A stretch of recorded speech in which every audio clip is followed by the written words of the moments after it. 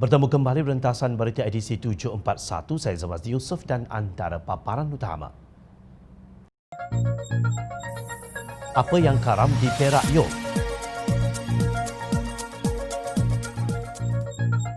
PRN Sabah siapa pikul biawak hidup?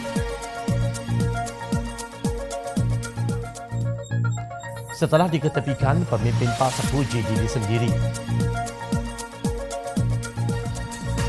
Amanah penerus legasi Tuan Guru.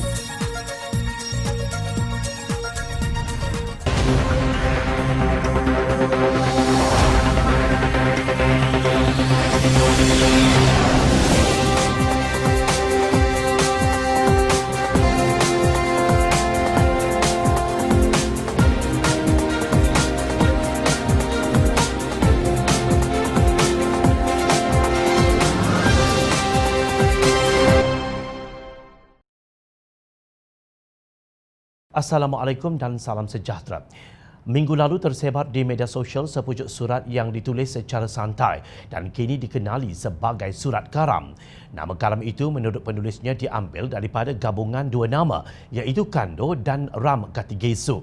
Terdapat 4 kisah karam yang dilaporkan oleh surat berkenaan. Beberapa nama turut dipetik oleh surat itu yang dikatakan terbabit dalam aktiviti yang dinamakannya Perak On Sale. Antara lain, surat tersebut mendakwa Perbadanan Kemajuan Negeri Perak atau PKNP dan Perbadanan Pembangunan Pertanian Negeri Perak SADC telah dijadikan lubuk untuk mengagihkan tanah-tanah kerajaan.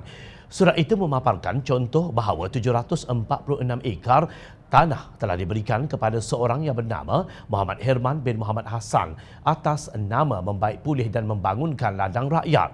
Menurut surat tersebut, Muhammad Herman merupakan ahli Pemuda Bersatu Armada dan bukannya seorang usahawan. Laporan kepada Suruhanjaya Pencegahan Rasuah Malaysia SPRM telah dibuat oleh Naib Presiden Parti Bumiputra Perkasa Malaysia atau Putra Datuk Hamidah Osman pada 7 September lalu. Putra berkata pendedahan itu dilihat membimbangkan apabila pemberian itu melibatkan lebih 1,200 hektar tanah di seluruh negeri. Menurut Hamidah, kebimbangan itu berasas apabila tanah turut diberikan kepada syarikat yang baru ditubuhkan hasil semakan dengan Suruhanjaya Syarikat Malaysia SSM.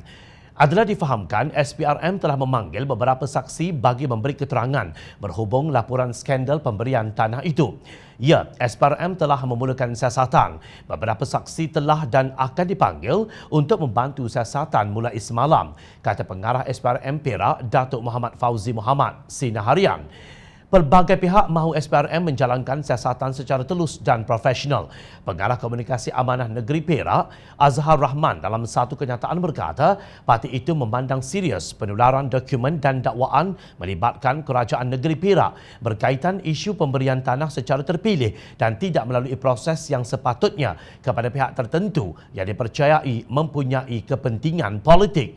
Nama individu dan syarikat yang terlibat seperti mana yang terkandung dalam dokumen yang tular harus disiasat segera kerana kedudukan mereka yang dikatakan mempunyai akses kepada maklumat dan hal ehwal tanah kerajaan, ujarnya. Dia berkata Menteri Besar Perak Datuk Seri Ahmad Faizal Azumu harus bertanggungjawab untuk memberi penjelasan terhadap dakwaan itu memandangkan beliau merupakan pengerusi jawatan kuasa tanah dan sumber asli Majlis Mesyuarat Kerajaan Negeri Perak. Amanah Perak juga berharap SPRM dapat menyegerakan siasatan dan dibuat secara telus. Sekiranya kes ini mempunyai bukti yang kukuh, mereka yang terlibat wajar diheret ke muka pengadilan, tegasnya.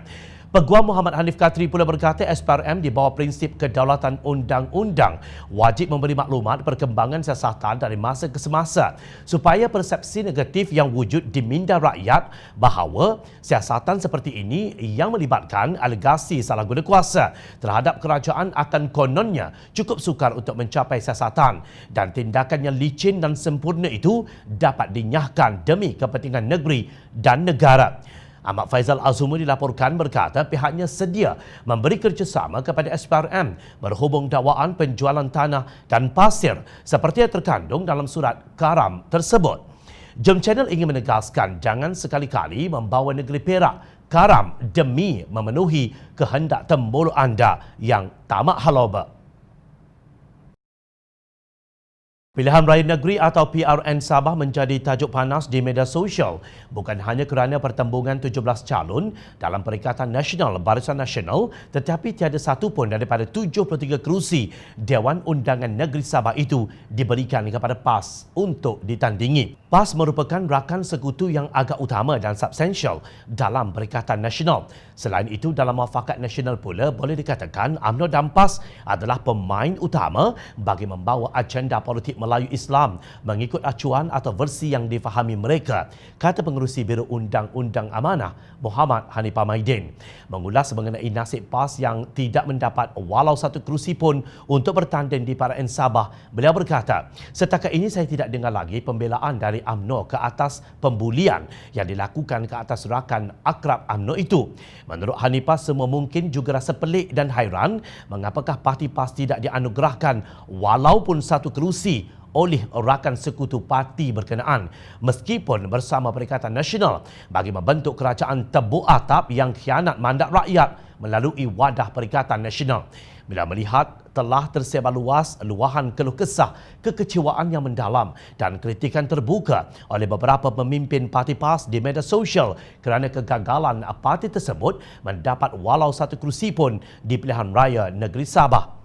Adakah parti yang berbangga dengan dasar Islam itu kini dipandang begitu lekeh dan hina oleh rakan-rakan sekutunya sendiri? Soalnya, kekecewaan yang amat mendalam itu timbul susulan kenyataan Setiausaha Agung PAS, Datuk Taqiyuddin Hassan, bahawa parti itu berhasrat untuk bertanding 10 kerusi di negeri berkenaan. Tiba-tiba bukan sahaja tidak dapat 10 kerusi, satu kerusi pun tidak dapat, sindir Hanifah. Beliau berkata PAS tidak boleh salahkan sesiapa. Ia kena salahkan diri sendiri. Titik. Ya, tindakan dari parti AHM itu sendiri hakikatnya yang mengundang bagi saya malapetaka ngeri di Sabah itu, ujarnya. Hanifah berpendapat Barisan Nasional terpaksa berhadapan dengan dilema besar dalam rumah tangga Barisan Nasional sendiri. Ekoran dua pemimpin besar Barisan Nasional Sabah tidak disenaraikan sebagai calon. Sudah tentu, kata Hanifah, pengarah jentera Barisan Nasional Datuk Bun Mukhtaradin, bagi PRN Sabah tidak mahu menambah garam di luka dengan melayan kerana parti PAS pula. Dua isu yang membelenggu PAS semasa pilihan raya negeri Sabah adalah membabitkan Ahli Parlimen Kuala Nerus, Datuk Khairuddin Aman Razali, dan Ahli Parlimen Pasir Putih, Nik Muhammad Zawawi Saleh.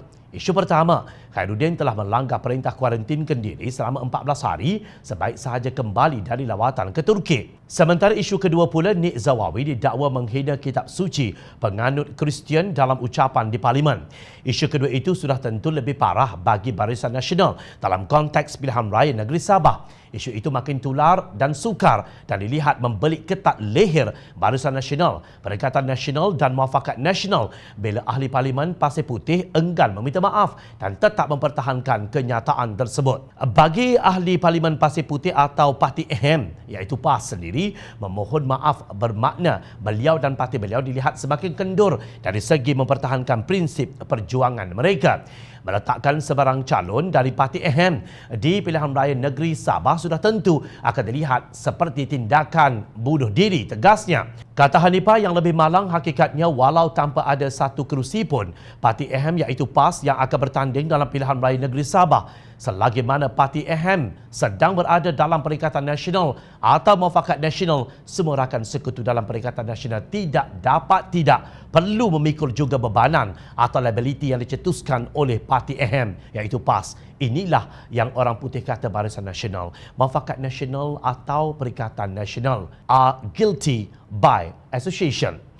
Presiden PAS Datuk Seri Hadi Awang sering berkata parti itu tidak mahu memikul biawak hidup. Bila parti itu berkawan dengan UMNO Barisan Nasional, justru parti mana yang hakikatnya sedang memikul biawak hidup sekarang? Kita perhatikan apa pula kata Presiden PAS Datuk Seri Hadi Awang dalam ucapan dasarnya setelah parti itu melopong tanpa satu kerusi pun. InsyaAllah kita tidak menjadi laksana tikus yang berada dalam kepuk padi atau semut yang mati dalam gula. Tidak seperti mereka yang tidak beristiqamah melompat dan melarikan diri daripada PAS sebagai sebuah parti Islam. Katanya PAS tidak pernah rugi dalam semua kerjasama politik dengan pihak lain selagi parti itu beristiqamah dengan Islam. Hari ini kita berjaya dalam usaha wahdatul ummah atau penyatuan ummah bersama Islam. Maka pertahankan perpaduan ini dengan penuh kesabaran dalam menghadapi masalah dalaman umat dengan meneguhkan titik persamaan dan bertoleransi dalam perbezaan dengan konsep yang disebutkan dalam Al-Quran tegasnya. Seperti biasa, Timbalan Presiden PAS Datuk Seri Ustaz Tuan Ibrahim Tuan Man menggunakan nama Rasulullah sallallahu alaihi wasallam dan para sahabat radhiyallahu anhum itu dalam Perang Khaybar untuk menjelaskan sikap parti itu dalam pilihan raya negeri Sabah. Ada perkara yang kita tak nampak yang pimpinan kita nampak. Ada perkara yang parti buat keputusan yang sangat pelik, yang gagal difahami oleh ahli-ahli di bawah dan tidak semua kita boleh berkongsi dengan ahli kita di bawah dalam membuat sesuatu keputusan strategi. Demikian juga strategi. Ada strategi, Nabi saja tahu, sahabat pun tak tahu. Saidina Abu Bakar pun tak tahu, ujarnya menjelaskan sikap dengar dan taat beliau apabila ada keputusan dibuat Presiden PAS. Kononnya apa yang pimpinan PAS lakukan di Sabah adalah satu kejayaan, mengelak perangkap yang dipasang oleh musuh. Jangan kita terperangkap dengan agenda musuh supaya kita bertanding, akhirnya pecah dan mereka akan mencapai kemenangan. Kita berjaya mengelak perangkap yang dipasang oleh musuh. Presiden menyatakan bahawa kita buat keputusan demi mengelak perpecahan yang menyebabkan kita akan hilang peluang bagi mencapai kemenangan. Terkadang kita terpaksa tunduk kepada suatu keputusan besar, jelasnya. Kelakar. Kononnya bertoleransi dengan perbezaan tetapi kepada kumpulan yang berbeza pandangan dan kini menerajui amanah dituduhnya tidak istiqamah kepada Islam. Mereka dituduh khadam DAP tanpa sekelumit bukti. Apabila harapan untuk bertanding 10 kerusi Dewan Undangan Negeri Sabah musnah, habis diungkitnya strategi perang Rasulullah sallallahu alaihi wasallam dan para sahabat sambil memuji diri kononnya itu satu strategi. Ahli diminta sabar dan terus mengejar redha Allah serta mendukung keputusan jemaah. Sementara itu, pemimpin beraukus mahu menguasai GLC walaupun dikatakan bahawa gaji yang didapati itu adalah syubhah, yakni meragukan dan cenderung kepada haram kerana ada unsur mengikat sokongan ahli parlimen kepada kerajaan yang mentadbir, kata seorang ahli parlimen PAS yang tidak disebut namanya oleh laman El Harakah. Contohnya jelas di Sabah, PAS terpaksa akur kepada keputusan kerajaan yang mentadbir, iaitu Perikatan Nasional. Inilah hipokrasi tahap mega pimpinan PAS. Sampai bila walaun sanggup terus dibuai dengan cerita penunggang agama yang kononnya mengikut strategi Rasulullah, termasuk ketika merampas kuasa melalui tabur atap. Pengarah Komunikasi Amanah Khalid Abdul Samad menyindir pimpinan PAS setelah parti itu diketepikan dalam pengagihan kerusi dalam pilihan raya negeri PRN Sabah pada 26 September ini. PAS minta 10, digugurkan hanya 1. Tak banyak pun, maka tinggallah kosong. Tak jauh lari pun dan tak heran pun terompah kayu, ciapnya di Twitter. Ciapan Khalid Samad kelakar dan pastinya menyakitkan hati pembencinya. Ciapan Bendahari PAS Datuk Iskandar Abdul Samad tidak kurang pedih bunyinya.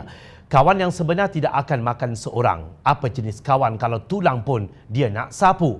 Banyak lagi keluhan dan hantaran rasa kecewa akar umbi PAS terhadap keputusan pimpinan parti itu yang meminggirkan mereka. Sudah jatuh di tipe tangga, amat memalukan apabila pemimpin PAS juga tidak diundang menghadiri majlis pengumuman calon Perikatan Nasional, Barisan Nasional, seolah-olah parti itu tidak wujud. Bagaikan parti itu satu liability kepada gerombolan yang cuba menebuk atap Dewan Undangan Negeri Sabah baru-baru ini. Sementara itu, parti yang disifatkan oleh Presiden PAS Datuk Seri Hadi Awang sebagai parti nyamuk berpuas hati dengan satu pencalonan. Beliau ialah calon amanah Rosli Wasli yang bertanding di N24 Dewan Undangan Negeri Tanjung Keramat. Rosli menggunakan lambang warisan dalam pilihan raya negeri Sabah. Ini selaras dengan keputusan DAP yang juga menggunakan lambang warisan untuk melambangkan persahabatan dan perpaduan dalam kalangan parti gabungan Warisan Plus.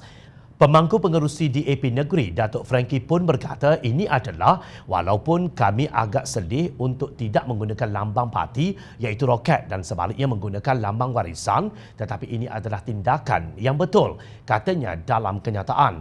Frankie pun berkata DAP secara kolektif memutuskan untuk menerima cadangan Presiden Warisan Datuk Seri Muhammad Syafiee Apdal untuk menggunakan logo yang sama. Warisan Plus terdiri daripada Parti Warisan Sabah, Keadilan, DAP, Amanah dan Pertubuhan Kinabalu Progresif Bersatu, UPKO. Siapa agaknya yang jadi tikus dalam kepuk padi atau semut yang mati dalam gula? Siapakah yang dahulu begitu lantang suaranya mengecam Pakatan Harapan, kononnya kebulu jawatan dengan memfaraidkan kedudukan yang ada untuk memenuhi keperluan dan kepentingan parti. Natijahnya, diyakini usaha ke arah menggerakkan urus takbir yang profesional dan mencapai matlamat penubuhan institusi berkenaan akan terkandas. Hanya akan membiarkan lagi kronisme, nepotisme dan kleptokrasi yang ditentang kembali berulang, tegasnya. Siapa dia? Siapa lagi kalau bukan Ketua Pemuda PAS, Khairi Nizam Khairuddin, yang kini dilantik sebagai ahli lembaga pengarah Bina Darul Aman Berhad, sebuah syarikat pembinaan milik kerajaan GLC Negeri Kedah. Umpama tikus yang jatuh ke dalam kepuk padi. Beliau berhujah kononnya pelantikan politik yang dibuat oleh Tan Sri Muhyiddin Yassin hampir selari dengan pendirian terbuka dinyatakan pihaknya mengenai garis panduan, tata cara atau kriteria pelantikan terpenting iaitu Al-Qawiyul Amin sebagaimana disebut Al-Quran. Mungkin tubuh tidak mati setelah termakan gula ghanimah Perikatan Nasional. Kerana yang mati ialah perjuangan PAS yang telah bersemadi bersama almarhum Tuan Guru Datuk Ni Aziz. Hanya amanah yang kini meneruskan legasi perjuangan almarhum Tuan Guru Yusof Rawa, Datuk Fadil Noor dan Datuk Ni Aziz. Justru pengundi Tanjung Keramat jangan kalian diperbodohkan oleh penunggang agama. Fikir dan buat pilihan yang bijak. Teruskan bersama kami di Jom Channel dan layari portal jomchannel.net untuk mendapatkan berita politik tanah air. Saya Zawazi Yusof, terima kasih untuk perhatian. Assalamualaikum, salam sejahtera, jumpa lagi.